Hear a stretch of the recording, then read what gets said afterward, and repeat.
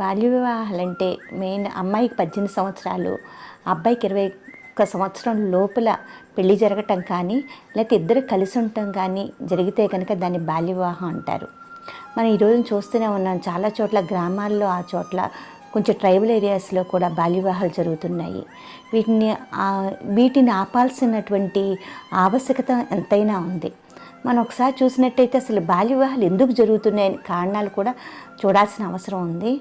Main దీనికి ప్రధాన కారణం పోవర్టీ, అంటే పేదరికం. ఈ పేదరికం మూలంగా ఎవరొకరు కట్టపెట్టేస్తే ఒక బాధ్యత తీరిపోద్దని చెప్పి చాలామంది తల్లిదండ్రులు అనుకుంటున్నారు. అదేవిధంగా వృద్ధుల కోరిక మేరకంటే మేము ఈ రేపో ఎల్లుండి చచ్చిపోతాం బాబు, మా పిల్లల మనవరాలకి పెళ్లి చేసేయాలని అంటాం. వాళ్ళ కోరిక మేరకు పెళ్ళిళ్ళు జరగటం కూడా జరుగుతూ ఉంటుంది. అంతేకాకుండా ల్యాక్ ఆఫ్ ఎడ్యుకేషన్, విద్య సరిగ్గా లేకపోవటం మూలాన పిల్లల్ని ఏ విధంగా పెంచాలో అర్థం కాక పిల్లల్ని ఇలాగ పెళ్ళిళ్ళు చేయటం, పంపించడం జరుగుతూ ఉంటుంది. ఇవన్నీ అదేవిధంగా తల్లిదండ్రులు గల్ఫ్కి వెళ్ళినప్పుడు పిల్లల ఆలనా పాలన చూడటానికి ఎవరూ లేక ఈ వృద్ధుల సంరక్షణలో ఉండి వాళ్ళు గడప దాటి అటువంటి వాళ్ళల్లో కూడా అంటే పెడదారిని వెళ్ళటం మూలాన, ఆ అడ్డదారిలో వెళ్ళటం మూలాన వాళ్ళకి వెంటనే పెళ్ళిళ్ళు చేయాల్సి వస్తుంది. ఈ రోజున ఇన్ని కారణాల మూలంగా పెళ్లి చేయటం వలన ఈ రోజున యువత ఎంతో నష్టపోతుంది. 18 సంవత్సరాల్లోపు ఆడపిల్లలకి పెళ్లి చేస్తే కనుక వాళ్ళల్లో ఉన్నటువంటి మానసిక పరిపక్వత అనేది లేకుండా అయిపోతుంది. ఈ రోజున వాళ్ళకి చైల్డ్ రైట్స్, లేకపోతే చైల్డ్ డెవలప్మెంట్, చైల్డ్ ఎడ్యుకేషన్ మొత్తం కూడా నాశనం అయిపోతుంది. ఇది ఒక్కసారి ప్రతి ఒక్కళ్ళు కూడా ఆలోచించాల్సిన అవసరం ఉంది ఈ రోజున. అదేవిధంగా వాళ్ళల్లో ఒకవేళ 18 సంవత్సరాల లోపు పెళ్లి చేస్తే కనుక రక్తహీనత కానివ్వండి, హెల్త్ ఇష్యూస్ ఎన్నో ఫేస్ చేయాలి వాళ్ళు. అంటే సరైన వయసుకి గర్భం అంటే కరెక్ట్ ఏజ్లో గర్భం దాల్చాలి.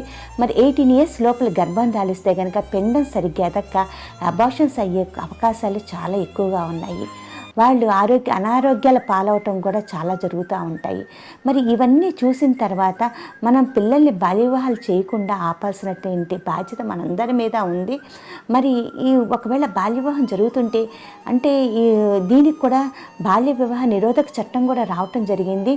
ఒకవేళ ఇలా బాల్య వివాహంలో జరిగితే కనుక దానికి కారణమైనటువంటి తల్లిదండ్రుల్ని, లేదంటే ఆ పురోహితుడిని, దానికి అటెండ్ అయిన వాళ్ళని, వీళ్ళందరికీ కూడా శిక్ష పడే అవకాశం ఉంటుంది.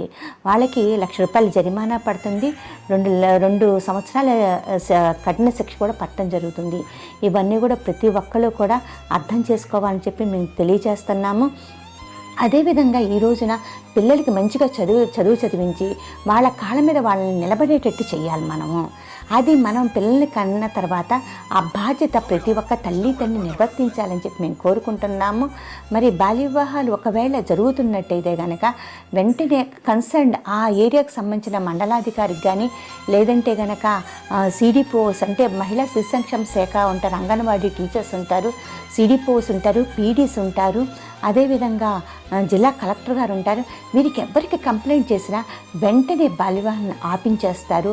వెంటనే ఆ బాలికని లేకపోతే ఆ బాలుని వాళ్ళ సంరక్షణలోకి తీసుకోవటం జరుగుతుంది. కాబట్టి ఈ రోజున బాల్య వివాహాన్ని అరికట్టాల్సిన బాధ్యత ప్రతి ఒక్కరిది అని చెప్పి మీకు ఈ సందర్భంగా తెలియజేస్తూ సెలవు తీసుకున్నాను. Thank you.